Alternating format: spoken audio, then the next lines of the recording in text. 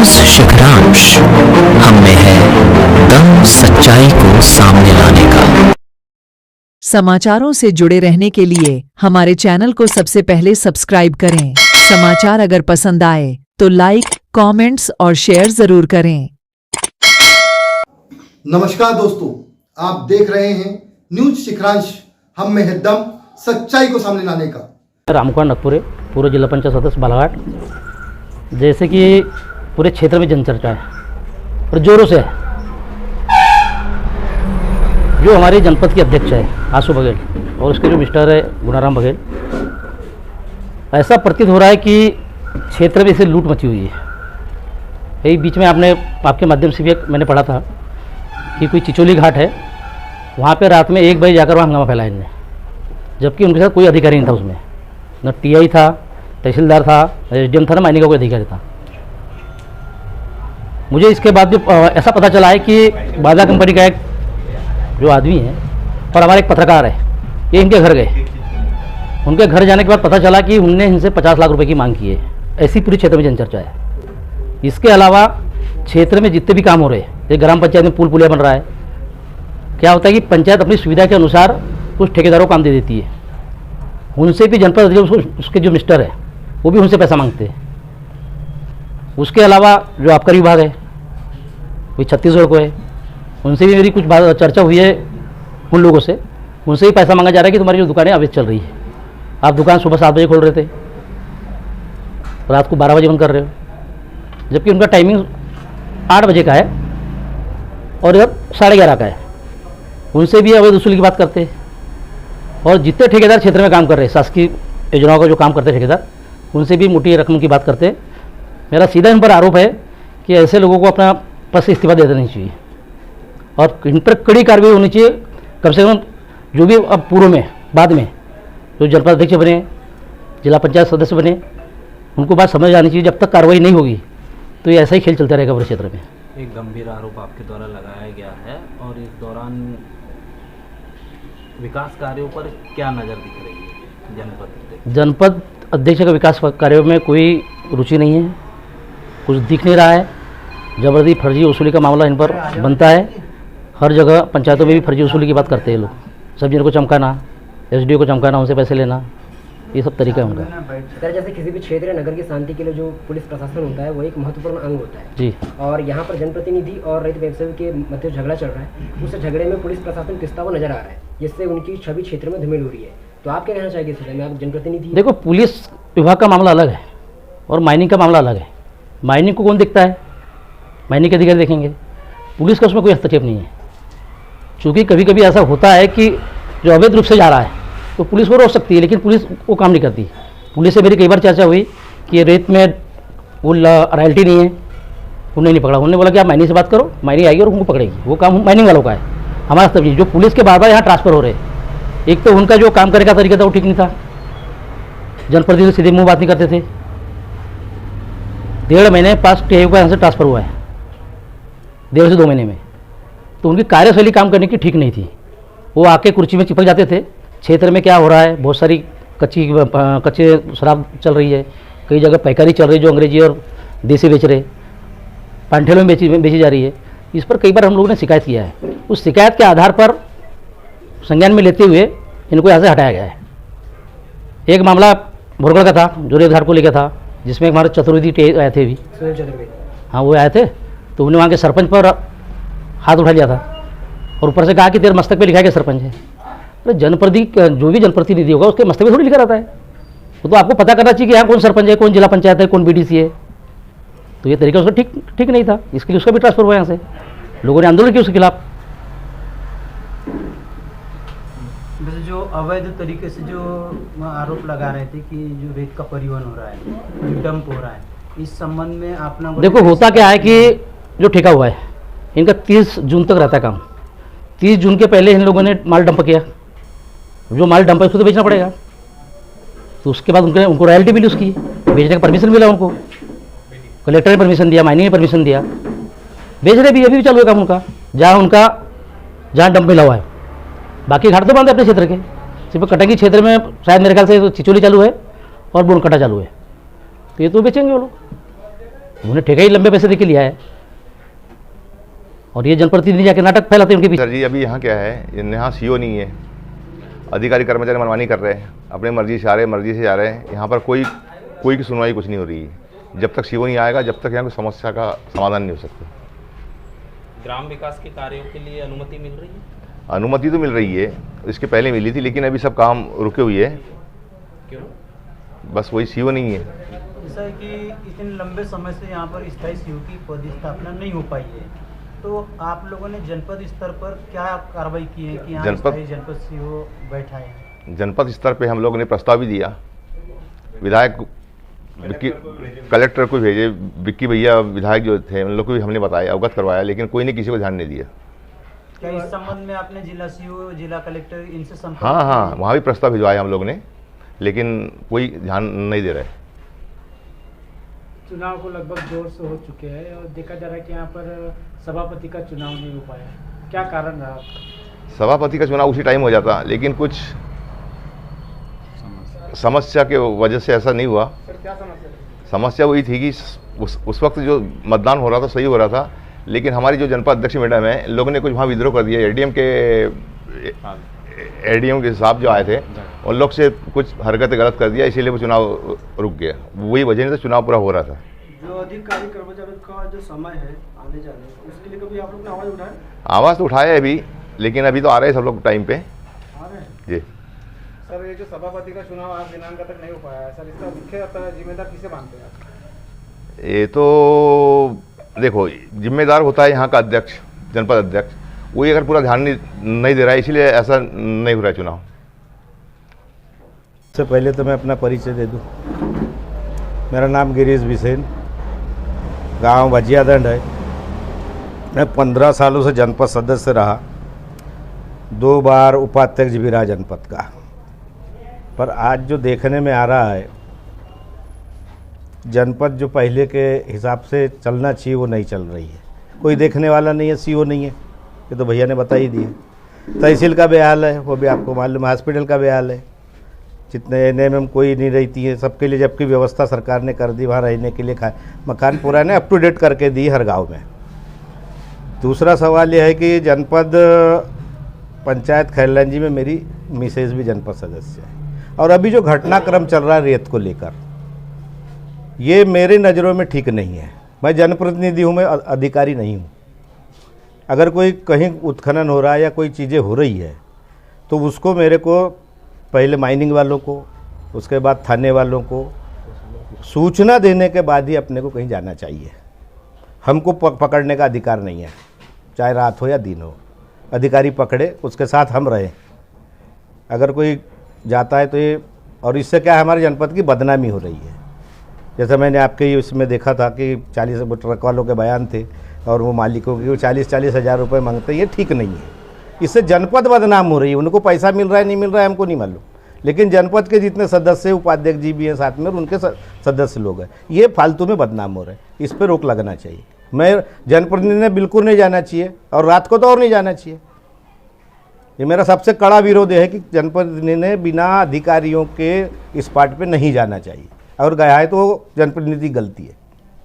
आपके यहाँ पे एक विषय चल रहा है अभी कि जनपद अध्यक्ष के पति पर अपराध दर्ज हो चुका है, और ऐसी लगातार शिकायत होती जा रही है कि पैसे की मांग की जा रही है, तो इस और क्या रूप रहेगा? पैसे की मांग की जा रही है, अब ये तो मैंने नहीं सुना, लेकिन उन पे एफआईआर दर्ज हुई है 2 लोगों पे, ये तो मैंने सुना है।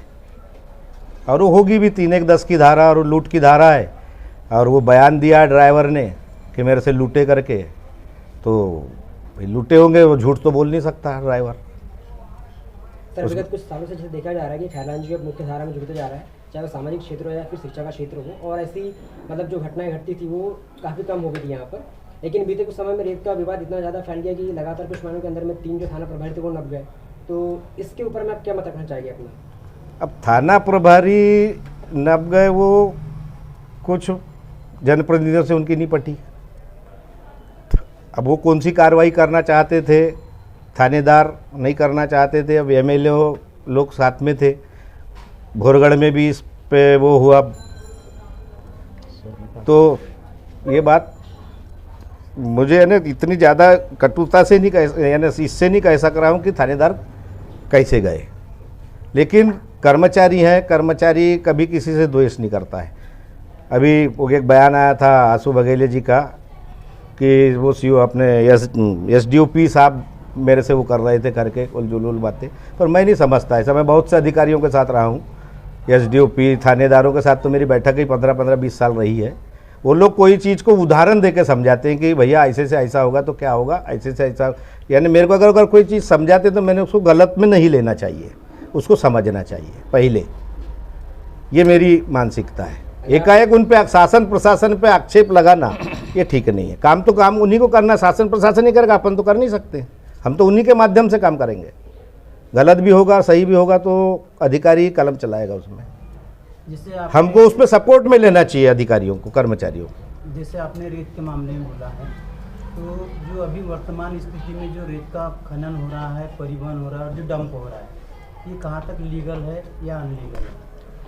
अभी बारिश में तो बंद रहता है, लेकिन मेरी वाराणसी विधायक से बात हुई, बोले मेरे यहाँ सबसे ज़्यादा घाट है लेकिन कहीं वो उत्खनन नहीं हो रहा है। बोले आपका खैलानी में ऐसे कैसे उत्खनन हो रहा है? तो फिर इस जो उत्खनन को जो परिवहन हो रहा है और परिवहन करते हुए जो डंप कर रहे हैं, इसको आपकी नज़र से अवैध मानना चाहिए? मेरी नज़रों में है कि जो उनने पहले रेत डंप किया था उसको जमा करके शायद वो ट्रक में भर रहे थे। ये जो सुना हूँ मैं देखा नहीं।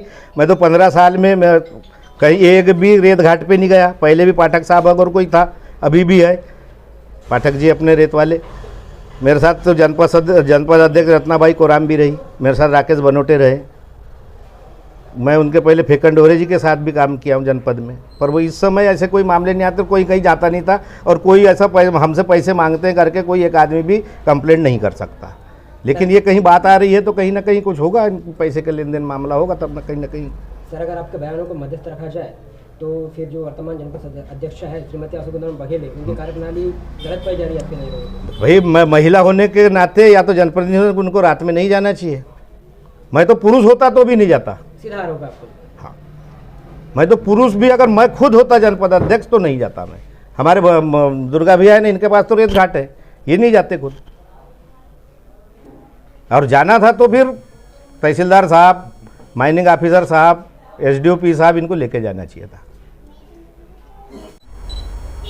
सर, आज प्रेस वार्ता आयोजित की गई है आपके द्वारा, क्या है पूरा विषय? मेरा नाम दुर्गा प्रसाद लिल्हारे हैं, मैं जनपद उपाध्यक्ष खैरलान जी। मेरे द्वारा प्रेस वार्ता रखने का कारण ये है कि आज हमें लगभग 2 साल पूर्ण हो चुके हैं। जनपद के हमारे जो प्रतिनिधि बनने के 2 साल पूर्ण हो चुके हैं। 2 साल में जो उपलब्धियां हमारे द्वारा हुई या जो लोगों के काम पर हम लोग जिस टाइप से हमने काम किए, जो लोगों काम पर जो खरा उतरना था, इन सब बातों को लेकर आज हमने प्रेस वार्ता बुलाई है। और बहुत सारी ऐसी अनियमितताएं हैं जो पूरे क्षेत्र में चल रही है, वो सब शासन प्रशासन से अवगत कराने के लिए आपके माध्यम से हमने प्रेस वार्ता बुलाई। 2 वर्ष हो चुके हैं जनपद में हमें प्रतिनिधित्व करते हुए। 2 वर्ष में हमने जैसे लोगों से वादा किए थे कि हमें क्या क्या काम करना है लोगों की समस्याओं पर, वो काम तो हमने जितना हो सके भरसक हमने प्रयास किए, पूरे प्रतिनिधियों ने प्रयास किए। लेकिन कुछ ऐसी जो समस्याएं आई है जिसके कारण हम लोगों के काम को सही मायने में नहीं कर पाए। वो सबसे महत्वपूर्ण जो तकलीफ है, जो परेशानी है, वो ये है कि अभी तक 2 वर्ष पूर्ण हो चुके हैं, उसके बावजूद भी अभी तक जनपद में स्थायी समिति सभापति का चुनाव नहीं हुआ, जिसके लिए हमने लगातार प्रयास किए, लगातार बोले। हमने कलेक्टर को भी लेटर लिखे, प्रस्ताव पास करके कलेक्टर की तरफ भेजे, लेकिन आज तक जनपद की स्थायी समिति का चुनाव नहीं हुआ है, जो बहुत ज़रूरी था, आज तक नहीं हुआ है, जो बहुत गलत हुआ है। पिछले 1 वर्ष से 2 वर्ष से लगातार सीओ जो स्थायी रूप से यहाँ निवासरत नहीं है, ये स्थायी सीओ खैरलान जी में नहीं है, जिसके कारण हमें बहुत तकलीफ हुई, लोगों को भी बहुत तकलीफ का सामना करना पड़ रहा है। जब भी जनपद आते सीओ की मांग लगातार उठ रही है, लेकिन सीओ नहीं होने के कारण बहुत तकलीफ आ रही है। लगभग 6 महीना ही यहाँ सीओ अभी तक रहे हैं, नहीं तो जो भी रहे अस्थायी सीओ रहे, कभी भी आते कभी भी जाते, कोई फ़र्क नहीं पड़ता उनको। यहाँ के अधिकारी कर्मचारी को कोई फ़र्क नहीं पड़ता जो कभी भी आते। इसकी एकमात्र वजह यहाँ सीओ का नहीं होना। तीसरी सबसे बड़ी समस्या है कि शॉपिंग कॉम्प्लेक्स बन के तैयार हो गया है। तैयार होने के बाद पिछले 1 साल से तैयार है, लेकिन अभी तक उसकी नीलामी नहीं हुई। लोग हमसे बार बार सवाल पूछते हैं कि शॉपिंग कॉम्प्लेक्स क्यों नीलाम नहीं हो रहा है। तो हमने बोले कि लगभग हमने प्रशासन को इसके बारे में लिखे, कलेक्टर महोदय को लिखे कि कॉम्प्लेक्स तैयार है, आप उस कॉम्प्लेक्स की नीलामी कीजिए। तो उन्होंने कहा कि हम ऑनलाइन प्रक्रिया कर रहे हैं, हम चाहते हैं कि किसी प्रकार की ऑनलाइन प्रक्रिया मत करें, जनपद में जो हमने प्रस्ताव पारित किया उसी के हिसाब से लोगों को कॉम्प्लेक्स दे दिया जाए, ऐसी हमारी एक मांग है। तीसरी सबसे महत्वपूर्ण मांग यह है कि शॉपिंग कॉम्प्लेक्स के जब निर्माण हो रहा था उस समय में उसमें बहुत सारी अनियमितताएं बरती गई, जिसके कारण पूरा कॉम्प्लेक्स ही ध्वस्त हो चुका है, डिसमेंटल की स्थिति में आ गया है। उस कॉम्प्लेक्स की जांच किया जाए, जिसके लिए ऑलरेडी हमारे पास प्रस्तावित है, कलेक्टर महोदय की तरफ हमने प्रस्ताव को भेजा है, लेकिन अभी तक उसकी भी किसी प्रकार से कोई जांच नहीं हुई। स्वास्थ्य विभाग के बारे में अगर हम कहें तो स्वास्थ्य विभाग में अभी स्वास्थ्य विभाग के अंतर्गत हमें प्रभारी स्वास्थ्य विभाग के द्वारा बताया गया है कि प्रत्येक 27 गांव ऐसे जिसमें आरोग्य मंदिर ग्राम में बना हुआ है, जिसकी प्रभारी एएनएम होती है। एएनएम द्वारा वहाँ निवासरत नहीं रहने के कारण वो कभी भी आते कभी भी जाते, इससे भारी तकलीफ होती है लोगों को। ओटीपी खुला नहीं रहता उसका, जिसके कारण उनका स्वास्थ्य से इलाज नहीं हो पाता और इलाज नहीं होने के कारण लोगों को काफ़ी असुविधाएं होती है। इसकी जांच के लिए हमने रखे। दूसरी सबसे बड़ी समस्या ये है कि अभी जो सरकार ने निर्देश जारी किए झोला छाप डॉक्टरों पर पाबंदी लगाने का, तो हमारा ऐसा कहना है कि झोला छाप डॉक्टरी गांव में मुख्य रूप से सुविधा लोगों को उपलब्ध कराता है। अगर ऐसी परिस्थिति में झोला छाप डॉक्टर को ही बंद कर दिया जाए या उसको रोक दिया जाए तो इसमें काफ़ी अनियमितताएं होगी, काफ़ी परेशानी लोगों को बरतना पड़ेगा। क्योंकि कोरोना जैसी महामारी में अगर सबसे ज़्यादा ग्रामीण क्षेत्रों में किसी ने काम किया तो झोला छाप डॉक्टरों ने ही लोगों को बचाने का काम किया है। तो ऐसे लोगों पर सरकार जो कार्रवाई कर रही है कार्रवाई को तत्काल रोका जाए और उन डॉक्टरों को अपनी सेवा देने के लिए रखा जाए, यह हमारी मांग है। तहसील कार्यालय की अगर हम बात करें तो ऐसा प्रतीत होता है जैसे खैरलांजी क्षेत्र में जो तहसीलदार है वो जो जिले भर से या प्रदेश भर से जो तहसीलदार नहीं चलते पूरे प्रदेश में, ऐसे लोगों को यहाँ ला दिया जाता है। जो छोटे छोटे मामले हो, चाहे वो फौती का मामला हो, चाहे वो किस्तबंदी का मामला हो, चाहे वो जमीन का छोटा मोटा विवाद हो, रास्ते का विवाद हो, ऐसे मामले जो 4 से 10 दिन में खत्म हो जाना चाहिए, तहसीलदार उनको 1-1 साल 1.5 साल तक चलाता है। ऐसे तहसीलदार को यहाँ ला दिया जाता है, ऐसे तहसीलदार को भी यहाँ से तत्काल हटाना चाहिए, ऐसी भी हमारी मांग है। और सबसे बड़ी बात है कि पीडब्ल्यूडी विभाग द्वारा जो पूरे क्षेत्र में जो कार्य किया जा रहा है, पीडब्ल्यू विभाग की जो रोड बन रही है, जिसमें नए गांव से डोंगरिया मार्ग है, बिटोड़ी से कोथुरना मार्ग है, घोटी से पठानटोला मार्ग है, मुरझड़ से गर्राबोड़ी मार्ग है, चिचगांव से खुर्सीपार मार्ग है, पिंडके पार खुर्सीपार फोगलटोला मार्ग है और सालेटेका से कीनी मार्ग, ये पीडब्ल्यूडी द्वारा बनाए गए सभी निर्माण कार्य रोड का जो गुणवत्ताहीन है और पूर्ण रूप से खराब हो चुके हैं, इनकी भी जाँच किया जाए। ऐसे हम लोगों ने मांग करने के लिए आज प्रेस कॉन्फ्रेंस को यहाँ आप लोगों को बता दूं, मेरा नाम भारत सिंह सिवरे है। सामाजिक कार्यकर्ताओं में लगातार जनपद, तहसील, अस्पताल यहाँ सब जाते रहते हो और समस्या इसलिए बड़ी समस्या क्षेत्र में अभी दुर्गा भाई ने बताया, उपाध्यक्ष ने, अस्पताल की समस्या, जनपद की समस्या, तहसील की समस्या, ये छोटी मोटी समस्या नहीं है, पर इस पर जनप्रतिनिधियों की उदासीनता की वजह से कुछ नहीं हो रहा है। यहाँ पर अभी जनपद सीओ आ रहा है, जा रहा है, अस्पताल में इलाज नहीं हो रहा है, वहाँ की नर्स स्टाफ ढंग से बात नहीं करते, जो मरीज जाते हैं उनसे दवाई बाहर की लिखी जा रही है, ये समस्या वहाँ पर बनी हुई है। तहसील में ऐसे ऐसे तहसीलदार आए जिनको चपरासी का ज्ञान नहीं, वो तहसीलदार बन गए, है ना। वो लोग क्या करे बताओ आपको मैं, वहाँ पर सीमांकन, बटांकन का काम हो, फौती का काम हो, नामांतरण का काम हो, कोई भी काम नहीं हो रहा है। साल 2-2, 3 साल लग जाता है, पर चप्पलें घिस जाती है आवेदक की, लेकिन वहाँ पर उनकी समस्या समाधान, इसका मतलब एक मात्र ये कमी है हमारे जनप्रतिनिधि की उदासीनता। अगर वो लोग सक्रिय होते हैं तो ये सब काम समस्या खत्म हो जाती। जितने बार वो लोग अभी देखने में आ रहा है पूरे क्षेत्र में रेत के मामले में, जितना रेत पर फोकस करे जनप्रतिनिधि उतने अगर इन पर करते हैं तो समस्या लोगों का समाधान समस्या का हो जाता। अभी पूरे क्षेत्र में अकेला रेत का पर्यावरण का मामला नहीं है, लगभग पूरे वाराणसी खैरलांजी विधानसभा में लगभग 50,000 पेड़ कटे होंगे, किन्नी के, आंजन के। व्यापारी लोग व्यापार कर रहे हैं लकड़ियों का, क्या उससे पर्यावरण की क्षति नहीं हो रही है? 300 एकड़ में खुदाई हुई महाराष्ट्र के ठेकेदार और कुछ यहाँ के लोग मिले हुए, कहाँ के, एमपी के लोग मिले हुए, वो दोनों मिलके डांगोरली, जो एक लड़का ही मरा था डांगोरली घाट पर, आपको पता होगा, आपके माध्यम से पता चला था, है ना। यहाँ महलगांव, धापौड़ा, घोटी, इधर में चिचोली तरफ, इधर मेवाड़ तरफ, इस साइड में महाराष्ट्र के ठेकेदार, एमपी कुछ लोग के साथ में मिलके वो लोग 300 एकड़ में रेत की खुदाई किया। वहां पर इन लोगों ने अभी तक कोई आंदोलन नहीं किया। भाई वहां क्यों आंदोलन किया तुम लोगों ने? क्या वहां से तुमको माल मिल रहा था? ये तो सब हो रहा है ना भाई यहीं पर क्यों? कहीं होने कहीं। वही बात, दूसरी बात की जो लोग चोरी कर रहे हैं एमपी में, महाराष्ट्र में रेत घाट की, वही लोग यहाँ पर आंदोलन कर रहे हैं। ये वही लोग रेत घाट पर जाके रेत घाट वाले को परेशान कर रहे हैं, अवैध वसूल की बात करते हैं। तो भाई उस पर क्यों चर्चा नहीं हो रही है? उस पर भी चर्चा होना चाहिए भाई। है? एक तरफ सरकार बोलती है कि भी रेत जाएगी, सरकार ने घाट नीलाम किया, घाट नीलाम करने के बाद में भी 84 करोड़ में पहले घाट हुआ था, अभी 70-75 करोड़ में घाट नीलाम हुआ। ठेकेदार बोलता है कि रॉयल्टी देना पड़ता है हमको, है? तो भाई तो जो पैसे जो आ रहा है, सरकार को पैसे जा रहा है, यही विधायक हो चाहे जनपद सदस्य हो, कोई भी हो जनप्रतिनिधि, वही गोवन खनिज के पैसे का इस्तेमाल आपके गांव में रोड के लिए, सड़क के लिए, स्कूल के लिए और भी कार्य के लिए खर्च कर, कहां से पैसे आ रहा है? तो इस पर भी सोचने की बात है ना। जितनी भी चोरी हो रही है उस पर बात नहीं हो रही है। जो लोग जो ईमानदार से रॉयल्टी लेके माल को बेच रहा है उस पर कार्रवाई की बात कर रहे हैं। भाई छोटी मोटी जो बहुत बड़ा काम होता है तो वहां तो छोटी मोटी चीज तो चलती रहती है?